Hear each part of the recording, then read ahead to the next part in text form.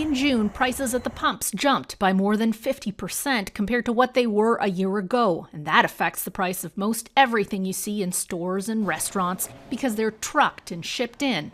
Food across the board costs nearly 9% more, hitting restaurants hard, including this Edmonton smokehouse and barbecue. It's been a pretty scary time. So we're hit with very high food costs, very high utility costs, very high labor costs. The price of everything from meat to flour to takeout containers takes a toll on the bottom line of Mildred's Temple in Toronto. I've actually just come away from a meeting with my major supplier to talk about not so much the price of things today, but what can we expect coming down the pipe. The Conference Board of Canada's latest note says Canadians are looking for something to blame for inflation.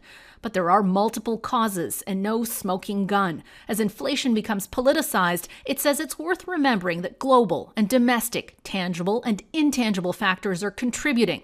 Blame has been directed at the Bank of Canada for not acting sooner to combat inflation. Instead, it's unleashed jumbo rate hikes since March to cool the economy and hopefully tame the rising cost of living.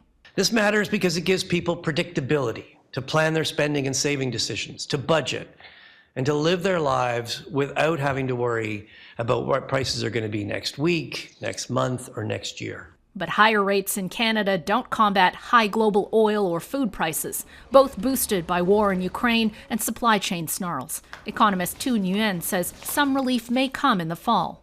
Well, there is evidence that we might be reaching peak inflation by the end of the summer, but it's hard to say 100%. For now, the unpredictability is rattling households and businesses alike, and fears of a recession are mounting, though many say a short economic slowdown may be better than years of high inflation. Gaviola, Global News, Toronto.